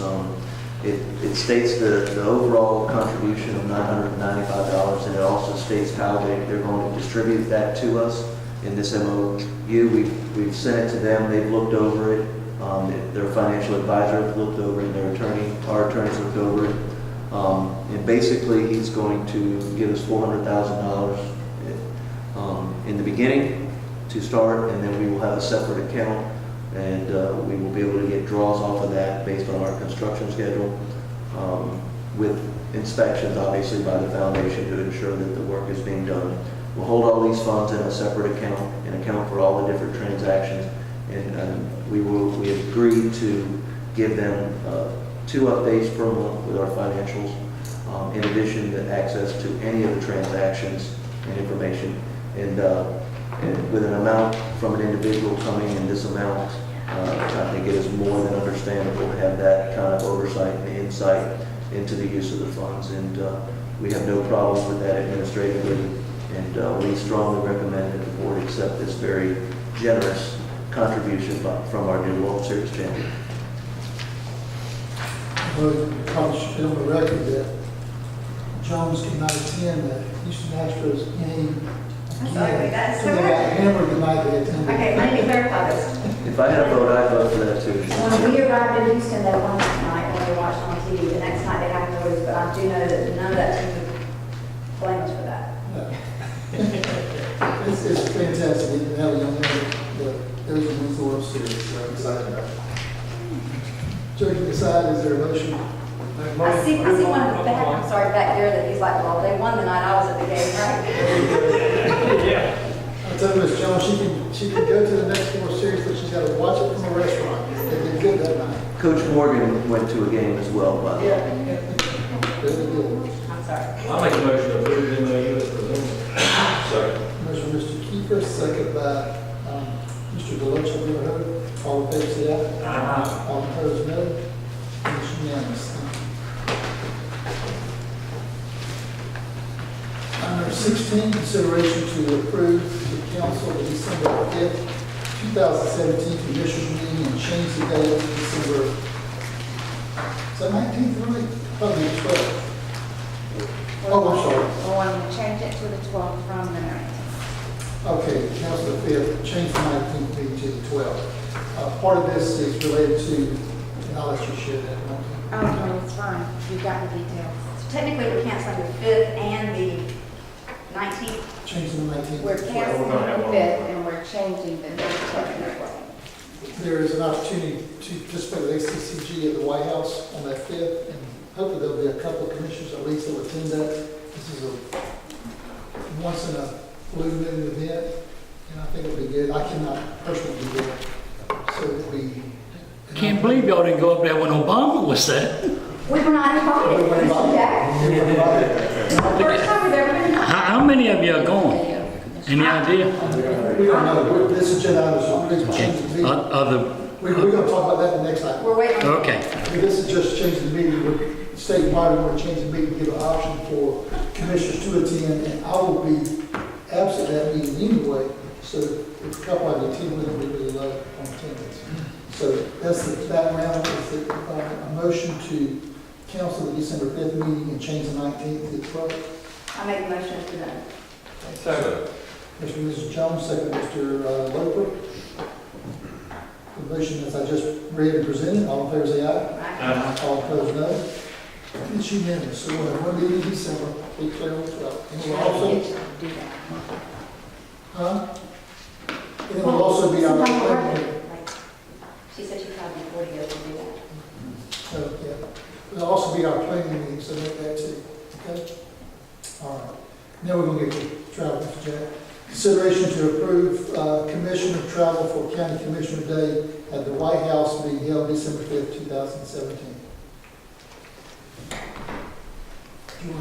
Our spouse is gonna go. The Jack Garden can fly up, downtown fly up. If my spouse were to go, he would pay for his own. Okay, That that's was for sure. great. As with any time. And how many days are you gonna stay there? Not on the county's dime, one extra second. Okay, that sounds good. All right. What is the motel running? Any idea? We just got the invite. Yeah. Sleep at the White House. Sleep at the White House. You can sleep at the White House. Good. Well, these opportunities by ACCG to get before the White House are rare opportunities. No automatic weapons, y'all. Yeah. Well, I think that it's not, to my opinion, it's not so much as the president and those folks probably don't remember who we are, but we support HCCG and if it's showing this thing, HCCG and our local legislators, it'll make a big difference to see of our interest. So I'd love to see a couple of people at least go to this. So we Is the county administrator included in that resolution? Elected official. Oops. I'll say this. We might recommend I've been here it. 7 years and I've not participated in any wasted travel. Oftentimes I'll pay my own mileage. All those records can be checked. I don't travel on the county's dime for fun or anything else, ever. You know, it's a matter of record. But I do think this could be a beneficial trip. And I'd even go probably, possibly, if Obama would have invited us. But he did. Sure. So this event is for Georgia elected commissioners only. So it's only Georgia commissioners. And I am waiting to get more information on the event, because one of the things was I wanted to be sure it would be beneficial, but I thought it would be truly beneficial to go. So we're looking into it. you only have a month to plan, so if you don't get some tickets, Yeah, we have the RSVP by November 28th. Okay. flights What is it? Are they recommended? I would say immediately. Stephanie, does ACCG have a package of hotels that are recommended to us and things like that? They have given us information on a couple of hotels. Haven't had an opportunity to look at it. Okay, so we'll look at all that. Yeah. What's the commissioner's thoughts? Do you want to make it open to all the commissioners, or just, tonight say there's a couple that would like to go, or three, or one? I'd like to go if I could. I think if we approve it so that I'd have we to can see. attend, I think that there's so many that can't attend, I don't think it's, it's going to be limited. Okay, so Ms. Jones recommended we just approve that if you can fit in your schedule and you would like to attend, that we would provide the cost of travel for the commissioner, but not the staff. Okay. We don't have a paper staff that I'm aware of for Yeah. any travel. Like, that's not part of our policy. Well, the room wouldn't cost anything extra anyway, just be the airline ticket. Just be tickets. So the So taxi are would be you the same saying way we're we did. paying for tickets for spouses? Okay. Any other questions? What are you saying we're paying for tickets for spouses? No, I said it only costs additional for the commissioner to get spouse For the- ticket. gotcha, Because gotcha. the room, the taxi can be something, food, yeah. So any question, discussion, we have a motion to approve to cover the cost of travel for commissioners who attend the ACCG Day at the Capitol. I make a motion to approve. Okay. Motion by Mr. Loper, second Mr. Floyd. All in favor say aye. Aye. All opposed, no. And let me clarify, you said it's on the 5th, correct? Yes. So, and there's a reception on the 4th? There is a reception on the 4th being sponsored by NACO, National Association of Accountants. Okay. I wish I could attend. Not related to that, but I was at the doctor's office yesterday and taking a friend of mine that has heart trouble, and Miss Joanna was there. And Joanna, y'all, she had 2 telephones. She had this notepad. It's no damn wonder she's having heart trouble. But, I just hope to God she gets better, But she's a hard worker. Yeah, you do. Well, to clarify about that, I sent them a text last night from the hospital that said that basically all of them had created stress on her. I was not part of that stress.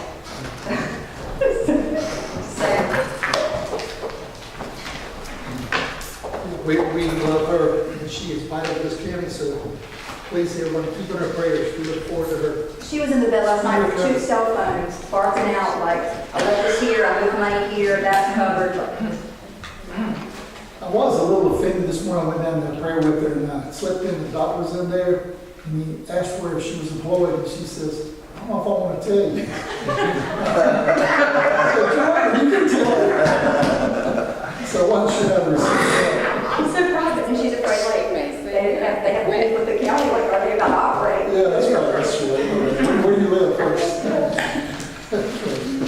right. That completes our agenda items tonight. So we'll go to our administrative reports. Administrator, you have been busy. Yes, sir. Maybe my first report should be that I should get some classes on delegation techniques or something. But I had a few things to point out, but I'm going to make it really brief. November the 18th at 2 p.m. is the groundbreaking for the Reading Stadium field. If you'll put that on your calendar, and with the proximity to your all's trip to the White House without me, we are having a ribbon cutting on December the 3rd for the first phase of the new park. December 3rd? Yes, It's really good. yes, sir. What time? What's the time? I'm not sure, Miss Stephanie. Coach Morgan was going to present that, and I'm just stating it for the record so you guys can put it on your calendar so you don't leave too soon.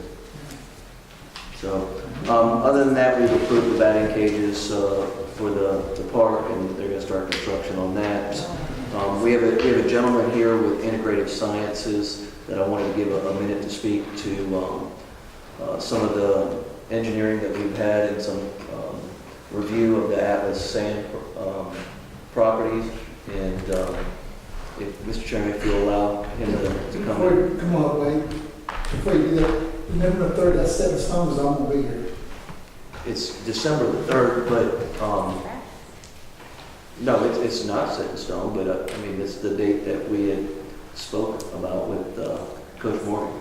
Okay. And if this day, the Capitol Day, the White House is on the 4th, some of them will be flying out on the 3rd. I'm concerned about that too, so might want to just relook at that date. Yes, sir. Yes, so there's a home run derby going on in somewhere in December there that he was trying to coordinate that with, so. But we'll adjust as needed. Yes, sir. Make sure you guys can have good training. Mr. Wade is going to speak to us tonight. We never did a long time today, and we thought it'd be good if he could be here. And this is true to your Mr. Boyd, that they've been working with the EPD requirements and have mitigated those. He's going to share a little bit. They finished that portion of the contract.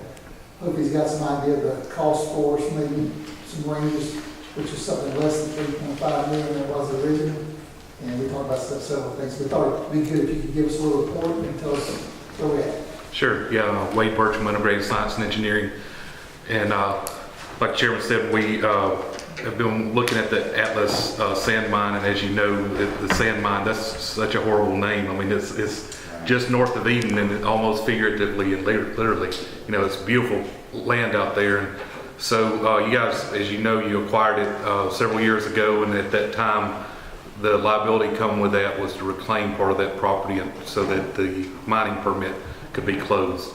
Several different cost estimates were compared, looked at that time, different methods. You know, some of them was as high as 5 million. I think it got down to about 2.5 million at one time, and everybody, you know, luckily nobody had to go to the hospital at that time because of heart attack, but you know, everybody kind of cooled off on the idea for a while. Since that time, it's kind of been re-examined. We've talked with EPD, been a lot of negotiations going on, and Mother Nature honestly has been at work out there. Some of those areas have reclaimed themselves. So we thought it was, or you guys thought it would be worth re-looking at this. Re-looked at it and did some additional investigations out there, including a limited site investigation that's been completed. And that original $2.5 million cost estimate, we're thinking probably $2 million of that has been shaved off. So 2.5 million is probably down around 0.5 at this time. And I'm saying not exactly, I'm not saying the exact cost. Administrator Davis has had the idea that maybe under this contract that maybe we could work with some of your existing staff workers in the county now. And we think we have some a reasonable shot to bring that cost down even more. So we started, originally we had thought about design, bid, build type procurement method. We're going to try to look at the opportunities of some hybrid methods, and I'm not sure if we can do it all with existing county staff, but you can sure, I'm pretty confident that can be brought down. So thought it was something to celebrate and bring you guys up to date on, and be happy to answer any questions. Well, that's great news, because in the beginning, that's what I had asked, why we can't put some of our equipment over there working, but I never. Yes, sir. That's good. Yeah. Some of that cost is removing some old structures and foundations there. So it's stuff that we're actually doing in some other locations right now with our facilities maintenance people. And that goes back to that one of those changes that we made tonight, to have more staff on hand to do some of these other items. So, but grassing and some other stuff with our grounds and turf folks will also help, you know, get this back. And I think there was 4 items that they pointed out. So I think we can substantially reduce that 500,000 down to maybe even less than 100.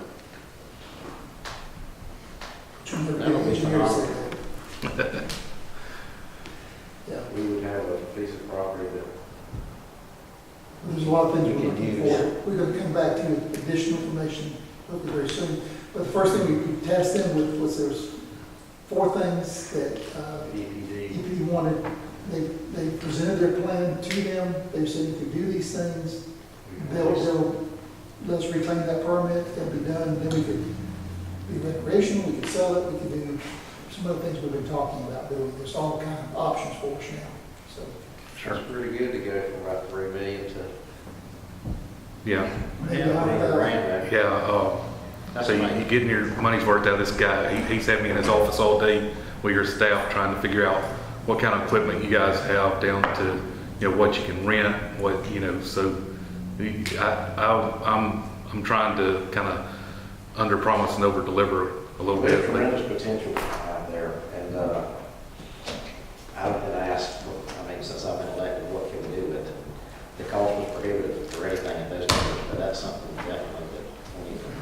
Yeah. And Mr. Floyd, for a timetable, what we talked about today, nothing set in stone, but if it took about 60 days, if we move on this to clean it up, do what we gotta do, probably in 30 days after that, we could have that permit back in our hands and it'd be done. So in 90 days, we could have full access to that, to do what we want to do with it. So, good news, appreciate your help. Yes, sir. Thank you. Thank you. Appreciate you hanging around too, Yes. so you can share that with me. So, anything else for us? It can wait, sir. We have a minor executive session item. Any other staff reports from anyone? Yes, we have a couple. It's in your package, but there's information regarding the Construction Board of Adjustment and Appeals. I was speaking with Jenny Parr about it. I think they've had some issues that have arose that would have gone to this board if it was active. The board has been inactive for some time. So Jenny has asked if the board is interested in having that board activated again. What board is it? Construction Board of Appeals. By ordinance, it's supposed to be, right? That one is supposed to be. Construction board bid, what's that? Yeah, what is it? What's it, Construction Appeals Board? If somebody goes before and they're not satisfied, they get to appeal to that board before they would come to us. Right, and Which technically, Which technically Mr. the board Wong doesn't would do do. that, but we need to specify it, or probably need to look at how it reads and what it says and consider it. And there's information in your packets for you to look at. Okay. Consider that. No, you just want to look at it from there and Yes, see. yes, Like I yes. said, it might just delay the process. But I think we need to probably change the ordinance. Yeah, we need to Take it say, out, because it came up with the appearance of Mr. Waters earlier. If that were in place, that is obviously the place That's that would have been heard. That's right. But And that the ordinance originated for that back in November of 1997, so it's been there for a long time. If the appeal board upheld the current position, it would still come to us. Like in so it's just going to delay the inevitable. The other thing is, there's Waters coming tonight. There's information regarding the mandatory state code on tiny houses. That's in there for your review too. That will be effective January 1 of 2018. in the national code, federal? Yes, in Okay. the international code. Okay. There will be an amendment to the 2012 International Residential Code, an amendment to the 2012 International Building Code, and then the 2017 National Electrical Code will be implemented January. And lastly, I sent you all an email on the T-Splosh inquiry from Coastal Regional Commission. If you'd be interested in them moving forward with information on a single T-Splosh or a regional T-Splosh, we just need to have the chairman sign it either way, or if you're not interested in a T-Splosh at all, I was gonna bring that up. we just need to make. We're gonna make a decision on it tomorrow. Yeah. Is anybody interested in the T-Splosh? I'm not interested in the regional T-Splosh personally. Well, you don't have to, if it goes to we can do it on our own. But you only charge 75, it's not a penny, it's 0.75%. And also, the good thing about it, the state doesn't do anything, we don't get nothing, but your LMIG projects are still paying 30%, you don't have to pay 10% on these projects. If you do a regional, or if you do a single. No, if you do it single. Well, regional too, but that's the only thing that the state would give us. My thoughts if But we can do it, as it stands now, the 10 counties and the CRC, 6 of us against it, 2 said yes, and there's 2 that hadn't sent out a report in, and Effingham is one of those. Chowden voted no, that's the only one that I know that was against it. But a lot of them wants to do it on their own. But if everybody's gonna do it on their own, we won't be concerned with the CRC at all. The CRC was just trying to get them all together. But if there's only 2 yeses, so I don't know what we'll do about that. But we don't discuss it tomorrow. Mr. Chairman, if I could just interject a small item in there, is that the T-SPLOS on a regional level doesn't necessarily have to mean all 10 counties. It's 2 or more counties that could do a joint and get the full penny and do a joint project within that T-SPLOS. So it doesn't necessarily a regional SPLOS mean all 10 counties. It could just be through an intergovernmental agreement for 2 counties. But you can do it on your own. You don't have. Or you can do it on your own with the less amount. You can do it on your own. Or if everybody wanted to get it together, then the CRC would handle all these meetings and everything. But if nobody's going to do it, I mean, they won't be concerned with it whatsoever. But you can do it on your own. So anyway. My thought, if we came to a point where we consider a T-SPLOS, we need to do it for this county, for our constituents, communicate the need, and not muddy the water with other surrounding counties unless it was a joint, the parkway went further, you know. If you could do it with the county next to you, that would be good. But Chad's not going to do it, so that would be the biggest one that we would move with. Would be, so I would be Chad County. Say no. I would just say no, because we don't need to commit to them on a single or regional at this point, because we, them the options. Okay, that's all I want to know. But you know what I'm saying? We can do what we have to do for our constituents. They're serving them. So we'll just, I'll sign it for those, okay? Yes. Okay. All right, thank you. Anything else? Last thing, when we were discussing holding a workshop for the sanitation services, the first meeting in January is on January 2nd. Yes. What meeting is January 2nd? Our first meeting in January is January 2nd. That's not good. Just something to think I'll be about. here. Yeah, I don't have, I can do that. Nobody will be showing up other than us, because there'll be still unopened celebration of that. I'm just saying. I'll be here. I don't know if any of us will be on our. Not us, I said. Not us. None of us. County offices will obviously be closed the day before on that Monday. So we would come back I think to that'll the following day. You're not closing the Friday? No. But you want to put it off for a week? Why don't we just take it for information and make a decision on the next meeting? Yes, sir. I mean, if we're not gonna have enough information, there's no reason to just meet if we don't have, you know, if we don't have time to have any business. Christmas to me is going to be. That's what I mean. Just gotta be careful not to get too far down the road without a meeting. because Sure. The business is gonna be a I just transaction. wanna make sure we have business to conduct. Okay. Just for We'll your take information. consideration. That's it. Yes, sir.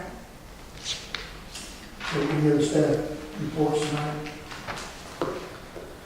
I would like to note that the Stillwell Fire Station, we moved into it this afternoon, so that station is now up in operation. So we're starting the paperwork with ISO, so most of those class 10 areas of that are going to now fall under our preferred rating. And while you talk about the fire department, I think I talked to all the commissioners about having a little ceremony, and we don't name it in dedication to a fellow who was killed in the Vietnam War. But I don't know when that date, I mean, we can do it any time. It had nothing to do with opening of the fire station. So I'm still getting some information from Mr. Command. His brother's killed in Vietnam. We don't have a plaque made and put on it somewhere on the front of the building. But I'll let everybody know when we come up with the date. That's all I have. I'll go around. Anything from the commissioners? I'm good. Ms. Jones? Good. Okay, so I understand we have a need for executive session tonight? Is that correct? Got a motion to go into executive session. This personnel property, any litigation. Make a motion to go into executive session, discuss personnel property and litigation. Second. Motion by Mr. Speaker, second by Mr. Lawrence, all in favor of going into executive session, say aye. Opposed, nay. Oh, yeah. Catch this real quick. To go back into regular session. Motion to go back to executive, regular session. Motion by Mr. Lewis, second by, I heard two, I'll put Mr. Flores on in there with more motions tonight. All in favor, say aye. Aye. All opposed, no. Make a motion to adjourn. Motion, Mr. Lewis, to adjourn. Second. Do you want to adjourn before I tell you? Because we can't have a meeting after that, can we?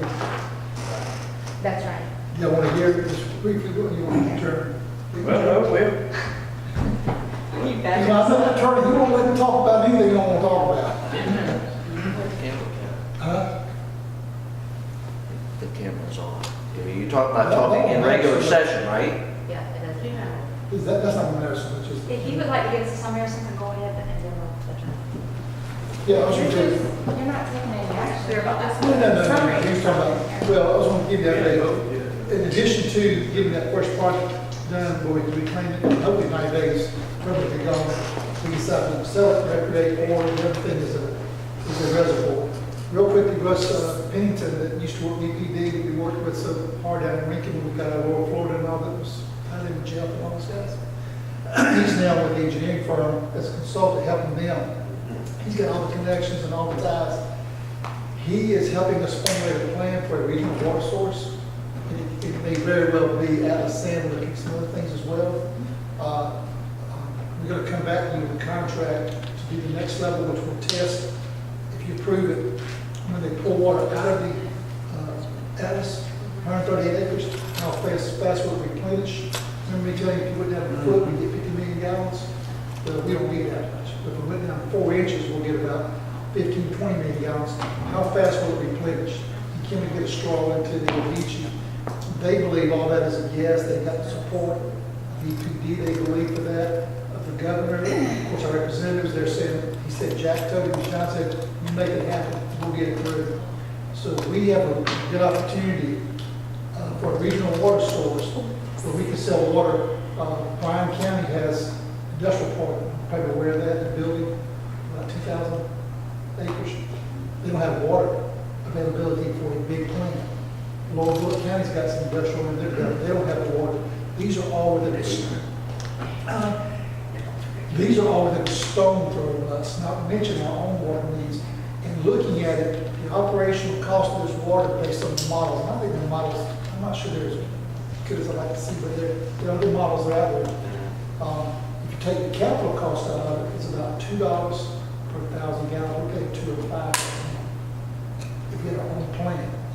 But the capital goes up about $3.20, but they believe there's money from the state to fund at least 80% of this $10 to $16 million project. So we may have a regional water source for $2 million. And take that capital out of it, then our cost truly would be. So today it's looking really good. We're going to come back, we have to put a contract together for the June meeting on Thursday, put before you to go into the next level, which would be test the withdrawal. What does it do to the wetlands and how fast does it replenish? And they have to test contaminants in the water. Real quick, and then we'll go. They did find arsenic and lead in that black sand. Okay, there's 3 levels. There's a level that's okay. Everything has some arsenic, anything has some lead in it. That's just light. And then there's a level that you have to report. And then there's a level that you have to do something with it. It's expensive. It's the level you have to report. And what he was saying was, Russell said, it really isn't an issue. There's arsenic in the water, you can filter it.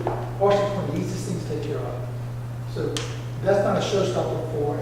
As long as they'll drink it when they test it and show us that. Well, you filter it. You're not putting it into the water. You're taking the water, you're cleaning and purifying it. You know? So he doesn't think that's an issue. That's a good point. The issue is the political side. Well, people put stuff on it that's not really true about it. You know? But so we don't see showstoppers there. But they would come back with what that level is in the water, you know what it is in the sand. Taking care of that, that's part of the, we're removing about an inch of that black sand, and that'll take care of what he wants us to do. We don't have to muck it out of it. That's part of that cost savings. So we do that, test the water, we'll have to withdraw information. We'll have that 60 days, roughly, Steve, does that sound about right? Yes, sir. And then when we have that, we can decide some other options with water sources. That's enough there. Good. Yeah, a lot of opportunity. Steve really has taken this ball and run with it and met with folks and called and stayed behind because I'm like you guys, every 2 weeks, you stay behind it. He has really been working hard with these areas. This could be huge for us. Very exciting possibility. That'll be an example of making some lemonade out of lemons, I'll tell you that. That Tell you happens. what. At some point, I want to rename this Atlas Sand. Yes, I need to go away. We're not naming it Forest Boy. Mr. But Chairman, it can be a recreational facility one day too as well.